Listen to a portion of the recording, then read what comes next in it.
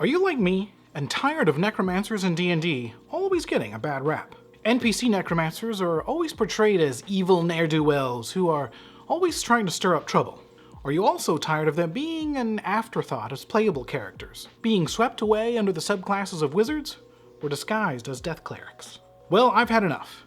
Today, we're going to start a series where I review various sources used to build an actual Necromancer class character for D&D. So today, we're looking at the Necromancers of Monastis, a third-party class that asks one very important question. What if necromancers actually felt like necromancers? The biggest thing that grabbed my attention is that it was inspired by Diablo II necromancers. It's an entire class designed around commanding undead and not just another wizard subclass. Right from the beginning, the book describes the class as a priestly summoner whose identity revolves around raising undead minions instead of just throwing around necromancy-flavored spells. Before you even roll initiative, the class asks two very important questions. Which deity do you serve, and who taught you these forbidden arts?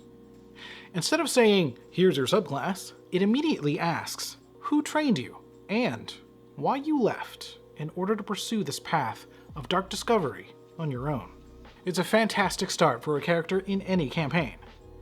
Mechanically, this class is a full spellcaster, but it doesn't stop there. It also gets weapon specialization later on, access to magical rituals, and eventually, the ability to ignore class and race restrictions on magical items.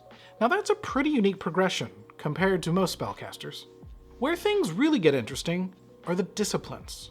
Instead of subclasses based on generic fantasy tropes, every necromancer chooses one of 5 schools.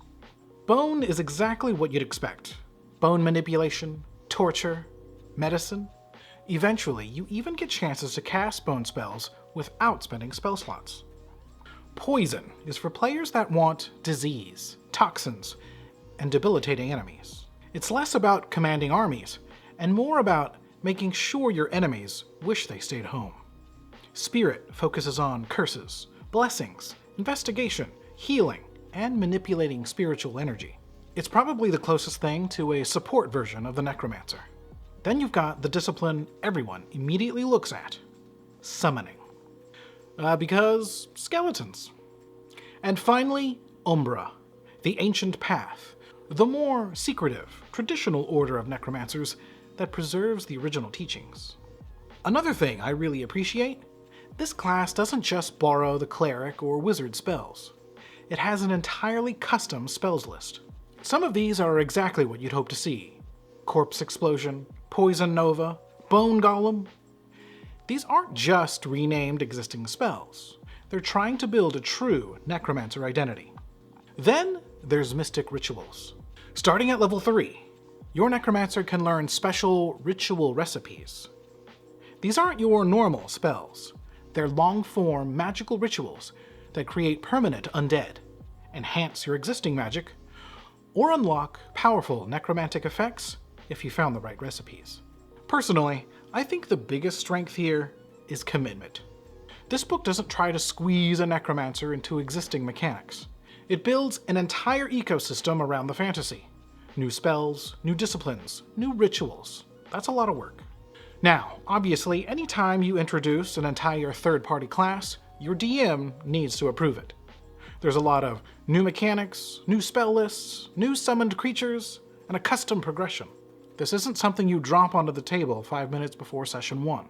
If you've ever played Diablo II, or really any game where your dream is to command an army of the undead, this might be one of the closest tabletop versions I've seen so far. It certainly leans harder into the summoner fantasy than the official D&D options. So, have you played Necromancers of Monastis? Which discipline would you pick? And if there's another third-party necromancer you'd like me to check out, let me know down below.